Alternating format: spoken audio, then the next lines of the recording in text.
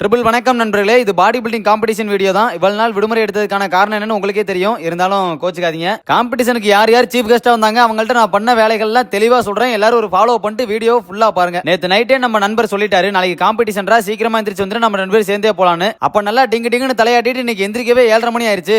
ஆரம்பமே அமர்க்கலமா இருக்கேன்னு அடிச்சு பிடிச்சு கிளம்பி பங்குக்கு வந்தா நண்பர் நமக்காக பல நேரமா படுத்திருந்திருக்காரு.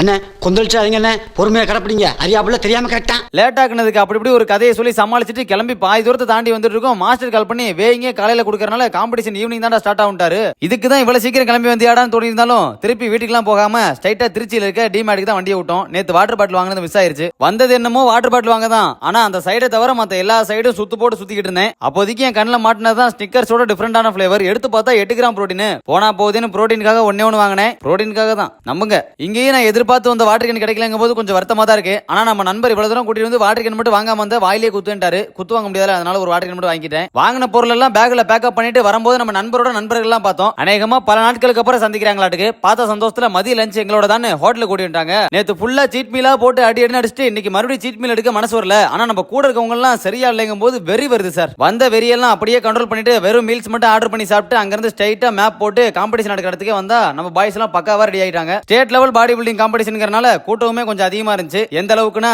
ஜூனியர் ஒரு கேட்டகரியில மட்டும் 40 பேர் ஏறினாங்க. காம்படிஷனுக்கு சீஃப் கெஸ்டா வந்திருக்கிறது வேற யாரும் இல்ல, நம்ம பாண்டிசக்தி மாஸ்டர் தான். வந்தோடனே எல்லாத்துக்கும் பிரைஸ் எல்லாம் கொடுத்துட்டு ஒரு ஸ்பீச்சா போட்டு கீழே வந்தாரு. அவர் அப்படியே தேக்கி 4 போட்டோ போட்டு குட்டியா ஸ்பீச்சா போட்டா பின்னாடி நம்ம நண்பரோட கேட்டகரி ஸ்டார்ட் ஆயிருச்சு. ஃபர்ஸ்ட் டைம் ட்ரை பண்ணாலும் ஸ்டேட் லெவல்ல 7th பிரைஸ் அடிச்சிட்டாரு. இவர் கேட்டகரி முடியறதுக்கு அங்க 10 மணி ஆயிருச்சு. இதுக்கு மேல தாங்கார நம்ம பாடின்னு கடையில போய் ஒரு குல்பியை சாப்பிட்டு அங்கேயே மட்டை ஆயிட்டேன்.